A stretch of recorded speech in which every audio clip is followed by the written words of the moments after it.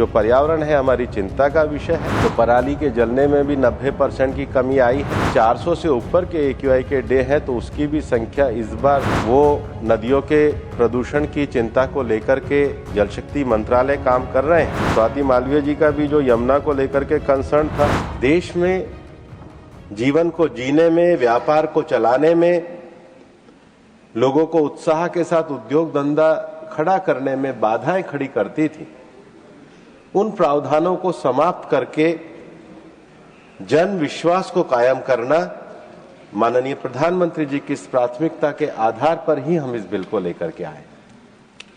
जन विश्वास का अर्थ है कि लोग अपने आप देश के कानूनों को चलाएं और हम लोगों को अदालतों के अनावश्यक चक्कर काटने से रोकें। इससे पहले एक ऐसा प्रावधान था कि अगर किसी ने जल निकास का अपना रिकॉर्ड प्रस्तुत नहीं किया तो उसे जेल जाना पड़ेगा। अब ये तो कोई प्रावधान, रिलेवेंट प्रावधान ही नहीं था।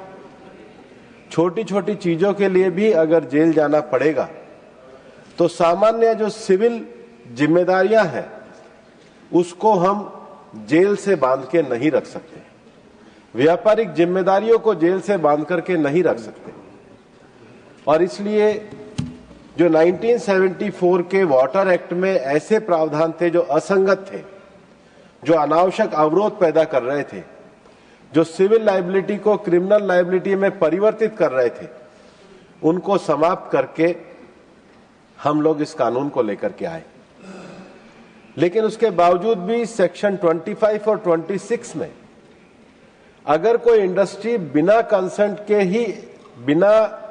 के, बिना परमिशन के अगर वो अपनी इंडस्ट्री ऑपरेट करती तो वो कानून का उल्लंघन है, उसको हमने अपराध की श्रेणी में रखा है। हमारा देश एक बड़ा देश है और इंडस्ट्री केवल एक राज्य में ना लगे, सभी राज्यों में लगनी चाहिए। और इसलिए कंसेंट टू ऑपरेट के लिए अलग अलग राज्यों में उनको अलग अलग परमिशन लेनी पड़े और उसमें असमानताएं हो, उसको हमने एक करने का काम किया है, एक पोर्टल के अंतर्गत करने का काम किया है। हर चीज को हम एडजुडिकेशन के माध्यम से निपटाना चाहते हैं, लेकिन हर चीज को सिविल कोर्ट की लंबी प्रक्रिया में ना ले जाना पड़े, इसके लिए हमने जॉइंट सेक्रेटरी के स्तर पर एक अथॉरिटी का इस्तेमाल किया जो उसको एडजुडिकेट करेगी। लेकिन हमने न्यायालय में जाने के रास्ते को भी बंद नहीं किया। जो एडजुडिकेटिंग अथॉरिटी है, अगर उसके निर्णय में कोई गलती है तो फिर आप नेशनल ग्रीन ट्रिब्यूनल में अपीलेट के नाते जा सकते हो।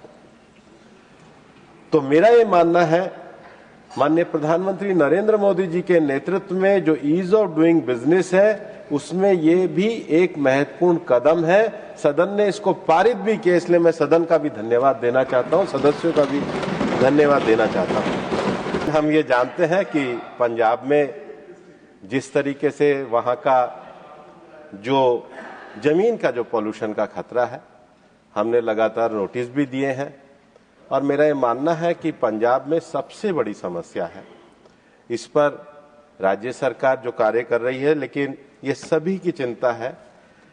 दूसरा जो विषय, थंबी दुरई जी ने इसका समर्थन किया, सुरेश रेड्डी जी ने पावर ऑफ स्टेट्स की जो बात कही है, इसमें किसी भी तरीके से स्टेट की पावर को नहीं लिया है।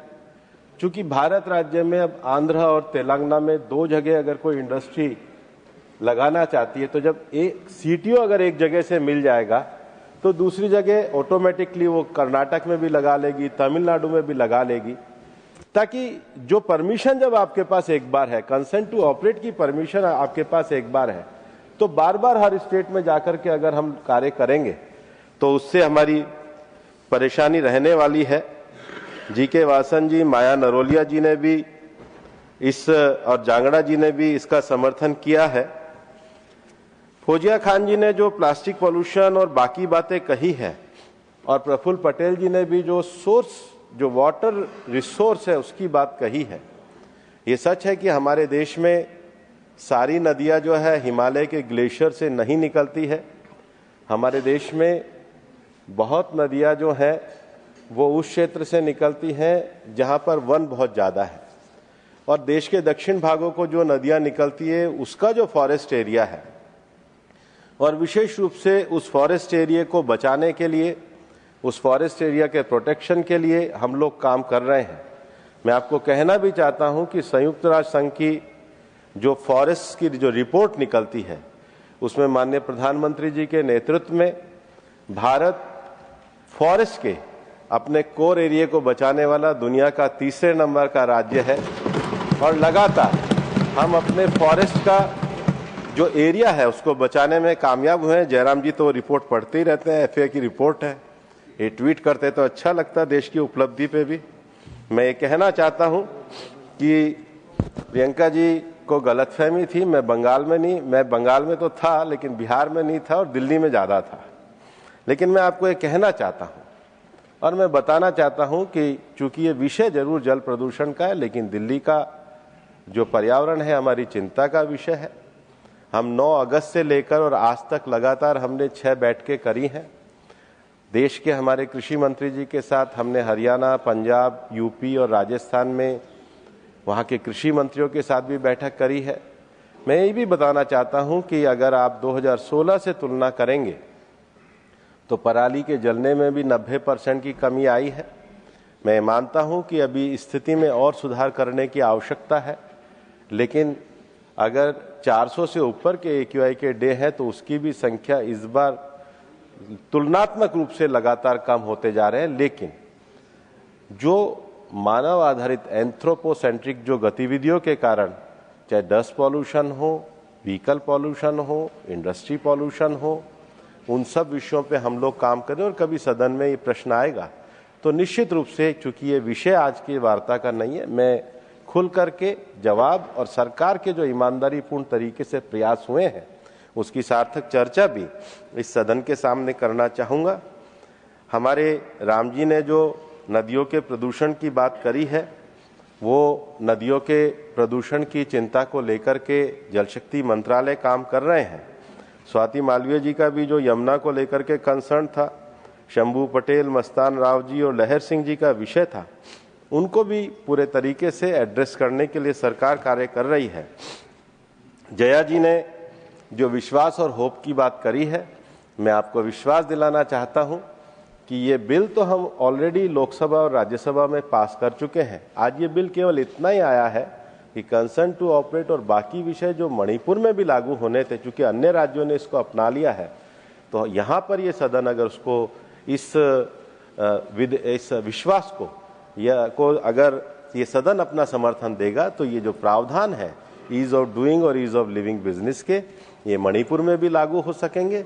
बिल हम इस दोनों सदनों में वैसे ही पास कर चुके हैं और ये विश्वास और होप जो आपने विश्वास व्यक्त किया है, इसको निश्चित रूप से हम पूरा करेंगे। धन्यवाद। अगर आप ये वीडियो YouTube पर देख रहे हैं तो हमारे चैनल को सब्सक्राइब कर बेल आइकन दबाएं, और Facebook पर देख रहे हैं तो हमारे पेज को लाइक करें।